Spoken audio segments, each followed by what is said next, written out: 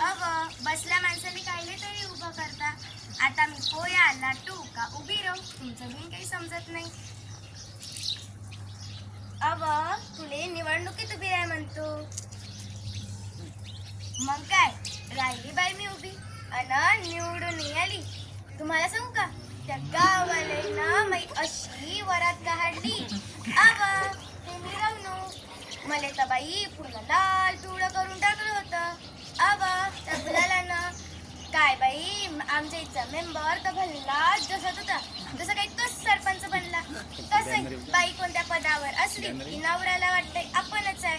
काय बाई मासमोर तो वाजा आणि वाजासमोर सगळे झिंगायला लागले. मग मी नाही बी म्हटलं आता सगळे चांगले झिंगा. मग एका एकाले दाखवतो मावाला इंगा.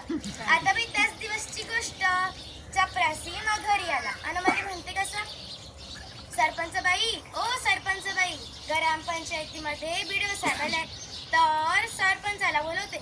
मग काय उठले हे आणि लागले रस्त्यानं. मग मी ना म्हटलं अहो थांबा थांबा ते सरपंचाला बोलवते तुम्ही कुठले सरपंच आहात का. मग मला म्हणते कसे अब तू काय बोलशील त्या माणसा संग तुले काही समजते. मले काय समजते. मग मापारा घुमला बाई. मग मी नाही म्हटलं अव त्या सावित्रीनं आमच्यासाठी शिक्षणाचे कवाड खोलले. संविधानानं आम्हाला सरपंच बनण्याचा हक्क दिला. तो हक्क तर आम्ही गाजवणारच ना. गाजवणार की नाही सांगा बरं मैत्रिणी. मग काय उठली मी आणि लागली रस्त्यानं. बाई तिथं जाता जाता एक टपरी होती. ती चांगले जान जवान पोरं घेतली देसी आणि लागले झिंगाले. मग बाई तिचा एक बंद तोंडात मला आडवाच झाला बाई आणि मला म्हणते कसं अरे बाबा नशीब आपलं उतान झोपलं. अरे बाबा नशीब आपलं उतान झोपलं. या जीवाची फजिती ऐका ह्या जीवाची फजिती ऐका. आता मरायला किंमत आहे का ह्या सरपंच झाला तर बाई का. आता मरायला किंमत आहे का या सरपंच झाला तर बाई का. तेव्हा तर बाई मला त्या सावित्रीची आठवण आली. तिले बी असं जरी बंद तोंड्या आडवा झालता बाई. मग मी बी सावित्रीची लेक होती बरं. मी नाही घेतली चप्पल न लावली गालावर आणि मी नाही म्हटलं अहो किटकिट लावता हुशारी दावता आमचं बी थोडस ऐका. अहो किटकिट लावता हुशारी दावता आमचं बी थोडस ऐका. तुमच्या गावात स्वच्छता आहे का आता सरपंच झाला तर बाई का. तुमच्या गावात अहो सकाळी उठता दोस्ताले भेटता गली न घुमता न लोटता न फुकटच्या पढाया मारता.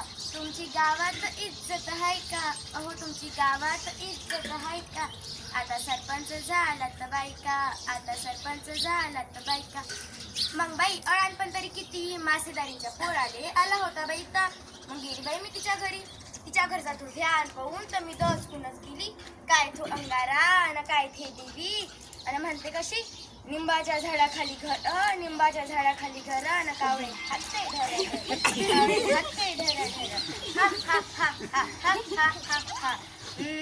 ह्या तो तिच्याकडे गेला होता. मग तिनं याले पकडलं.